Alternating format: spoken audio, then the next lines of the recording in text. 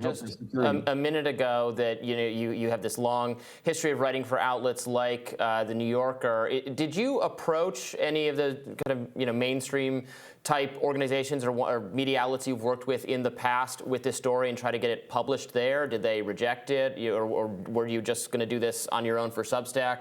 Can you tell us anything about the editorial process? Sure.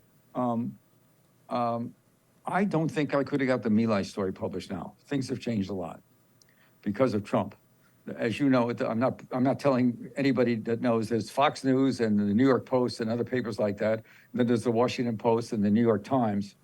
Actually, neither one of those papers mentioned my story. It's been out for a couple of weeks. But I'm telling you, I'm getting massacred by calls from overseas on it. I mean, I really am.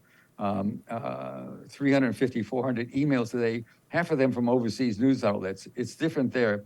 I think the Washington Post, I'm told, I haven't seen it, had a story today for the first time mentioned what I did in the controversy. There was a Security Council meeting about this yesterday. Mm-hmm.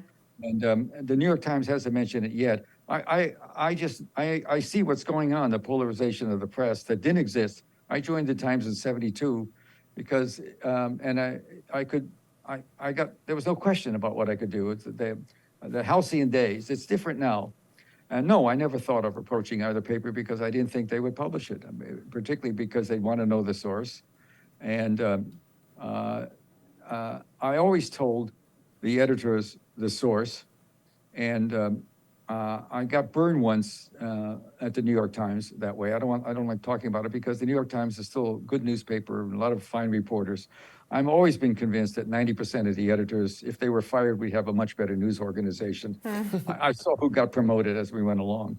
But no, Substack I'm a friend of Matt Taibbi, who's had a Substack column going, and he was telling me it's much more vibrant and it's much more interesting because I self-publish.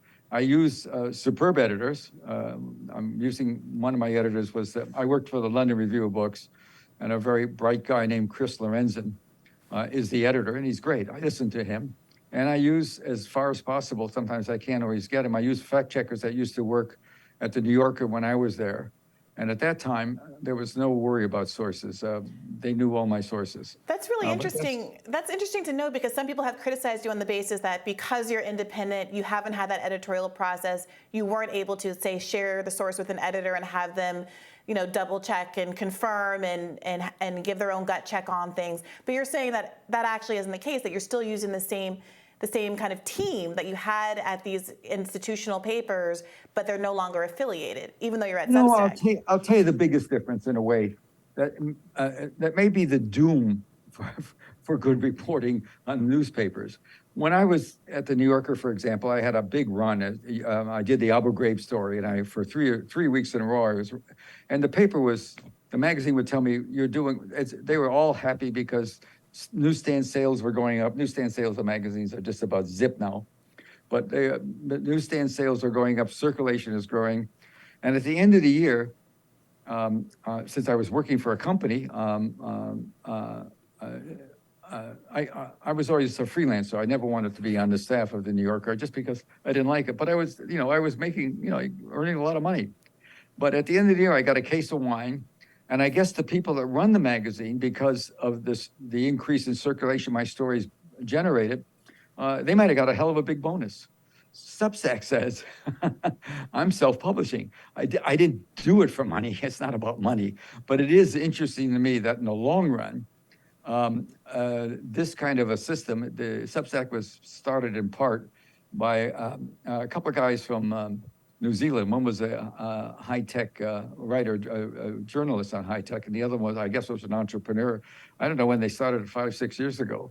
But I will tell you, it is the most amazing place. The story I put up from nowhere had over 1 million hits within 20 hours.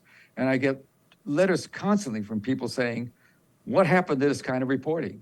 There's not much of it. Right now, I assure you, I knew this when I worked at the New York Times. I knew that I was one of the very rare people who actually had people on the inside who were not afraid to talk about things they didn't like. You know what I'm saying? If there's something going wrong. And that's something, I've had 3 or 4 like that in 50 years. Yeah. And that's just the Before way we it let you is. go, can you tell us anything about You are what's going to let me coming go. I'm next? so happy to hear that. Well, we've kept Not- you here a long time, and we really appreciate it. Can you I was preview told for us 8 to what, your 15 additional minutes. reporting on this subject? What'd you say? What's coming next? What are you working on now? Well, I did a couple more pieces. I just did a piece yesterday.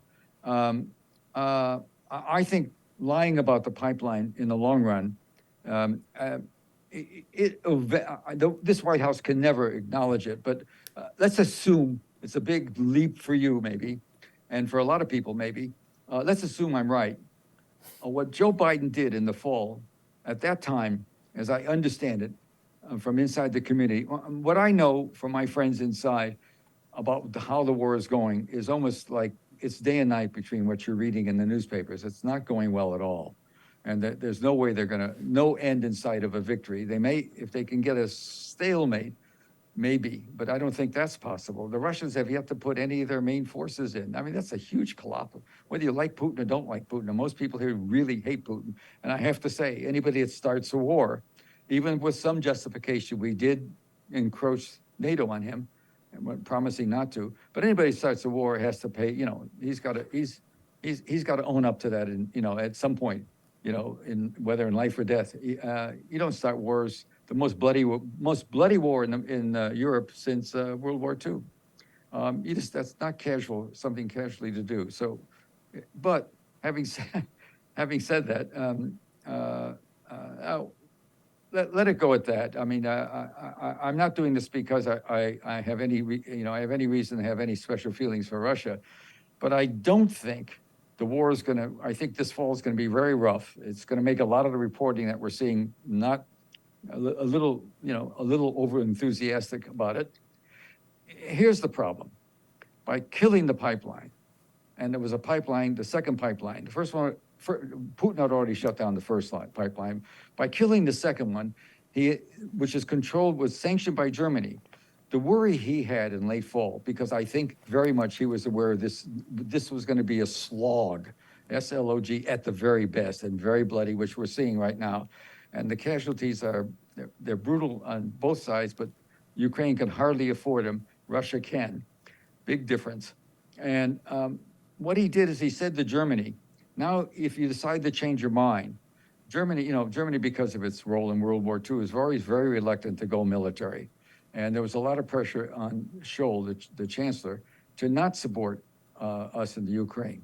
And there was a lot of feeling in NATO that this war wasn't going as well as it should. And I will tell you right now, price of electricity, which is the 5 times higher now in France, 3 or 4 times for gas in Italy.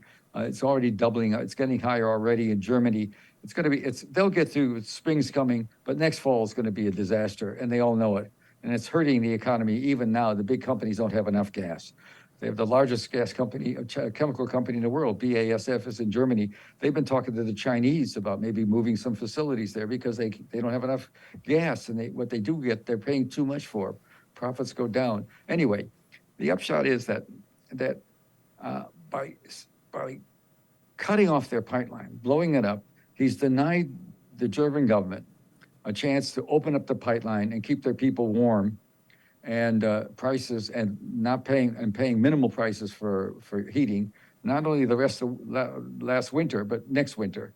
And that's not going to stand them well. I'm getting a lot of messages from Europe. I don't talk to politicians ever. I never testify before the Congress.